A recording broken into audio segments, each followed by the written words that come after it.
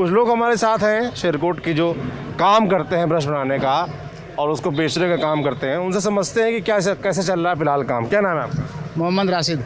कब से कर रहे हैं राशिद ये काम? ये लगभग होगा हमें 12-15 साल जी। तो जैसे कि हमने अभी दिखाया कि कैसे बनता है ब्रश, पूरा बता दिया।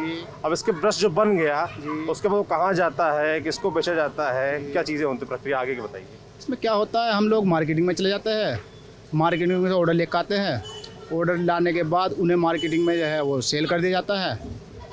इसमें इंच होता है, 1 इंच का ब्रश इतने का रेट। इसमें अलग अलग क्वालिटी होती है, ये क्वालिटी इस भाव की है, ये क्वालिटी इस भाव की है, इसका रेट ये होगा, इसका रेट ये होगा। उसमें ठा के हम डिलीवरी पार्टी को भेज देते हैं। GST 18% है इस पर।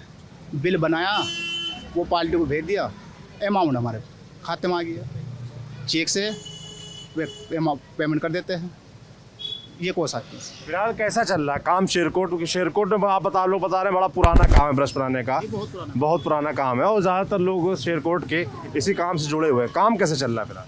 काम तो बस कुछ कोरोना महामारी में कुछ GST में थोड़ा हल्का है, रॉ मटेरियल महंगा हो चुका है। GST से क्या दिक्कत आ रही है? GST पहले इस पर वेट नहीं था, जब अखिलेश की सरकार थी, जी आई GST लाई तो इस पर 18% GST ठोक दी। 18% GST ठोकने में बात ये रॉ मटेरियल महंगा हुआ। रॉ मटेरियल महंगा होने के बाद जो छोटा व्यापारी था वो डाउन हुआ, जो बड़ा व्यापारी था वो सीमित रहा। वो सीमित रहने के बाद उसने छोटे व्यापारी को कोरोना ने और GST ने ख़त्म कर दिया। छोटा व्यापारी ख़त्म हो गया, बड़ा व्यापारी आज भी इसमें बराबर बना हुआ है जी। तो आपने कहा एक तो GST की दिक्कत, आप लोग भी ब्रश का काम करते हैं, क्या नाम है आपका? कफील अहमद जी। जैसे कि इन्होंने बताया कि भाई GST वाली एक दिक्कत आ रही है और सरकार की तरफ से क्या कुछ मदद मिलती है? जो कोई नया काम शुरू करना चाहता है ना, काम बढ़ाना चाहता है, तो किस तरह की मदद मिलती है सरकार को? अभी तक तो कोई मदद नहीं मिली सरकार की तरफ से ऐसी जी, कोई मदद नहीं मिलती क्या सरकार। आप लोग जैसे शेरकोट के लोग हैं जो ब्रश का काम करते हैं, क्या अपेक्षाएं, क्या उम्मीद है सरकार से? सरकार आती है, क्या और होना चाहिए? सरकार से यही उम्मीद है कि हमारे व्यापार में जो है सहयोग करे हमारे साथ में। जैसे किस तरह का जैसे अखिलेश की सरकार थी उस टाइम पे हमारी यूपी में टैक्स नहीं था उस पर। अब ये जब से BJP की सरकार आई तब से टैक्स लग गया, बस यही एक समस्या है। पहले बिल्कुल टैक्स नहीं लगता था। सर पहले मेरा नाम मोहम्मद फैज़ान है और सर पहले टैक्स नहीं लगता था।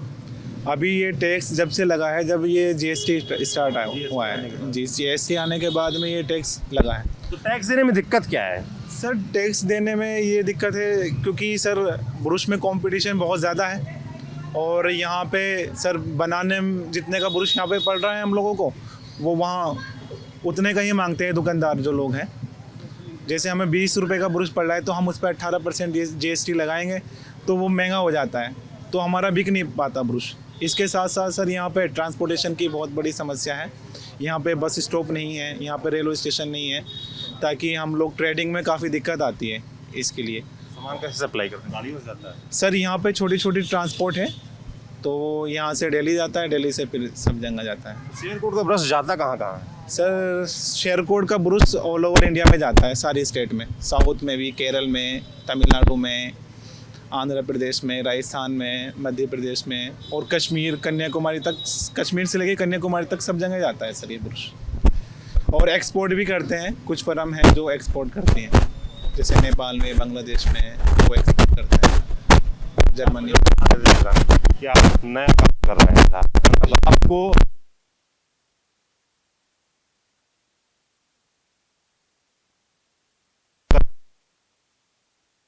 मिलती है बैंक वगैरह से लोन लेने में, कोई क्या सिस्टम क्या रहता है? सर लोन लेने के लिए सबसे पहले वो देखते हैं कि इनका जो काम है कितना पुराना RTR जमा हुआ है नहीं हुआ।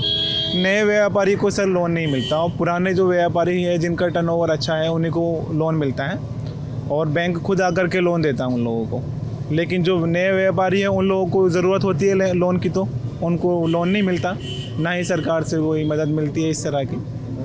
तो ये जो शेरकोट है काफ़ी पुराना है ब्रश के कारोबार में, लेकिन आज तक सरकार से कभी कोई मदद नहीं मिली और हम लोग चाहते हैं कि सभी व्यापारी चाहते हैं ब्रश के कि सरकार से कोई मदद मिले। क्या नाम है आपका? जी मोहम्मद मुजाहिद। किस तरह की मदद मिलनी चाहिए?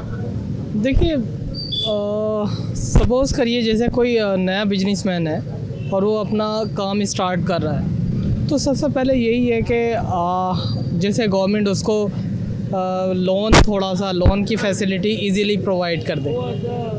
पहली चीज़ ये होती है। दूसरा, गवर्नमेंट से ये होता है कि उसे जैसे जीएसटी का ले लिया, अब शुरू में जो भी काम स्टार्ट करेगा उसे एकदम समझ नहीं आएगा कि जीएसटी का कैसे करना है।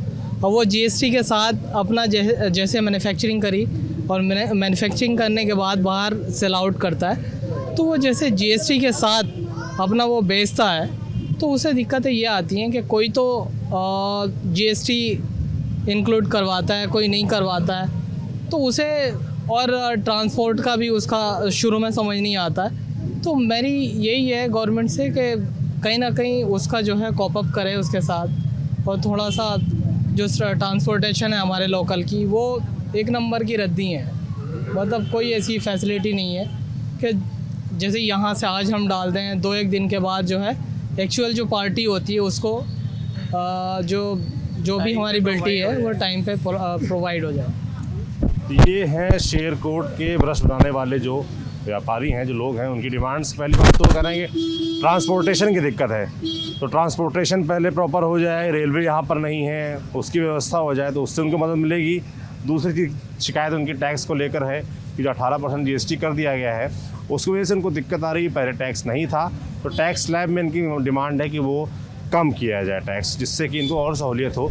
और जो नए लोग हैं जो नया काम करना चाहते हैं उनको जिसका अगर लोन मिल पाए और सहूलियतें मिल पाएँ, तो शायद जो शेरकोट है यहाँ का जो ब्रश का काम है वो और तरक्की करेगा।